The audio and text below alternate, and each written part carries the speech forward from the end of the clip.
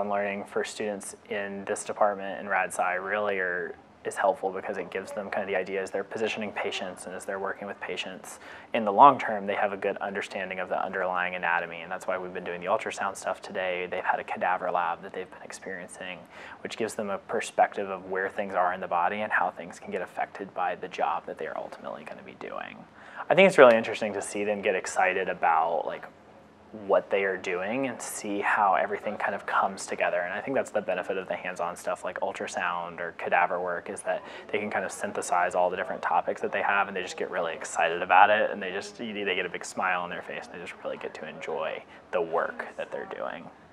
And on top of that, it gives them kind of a leg up, I think, in the world, because they have that Carolina education and the kind of Carolina standards that we impose here that really set them on the right foot as they walk out into the working world to not just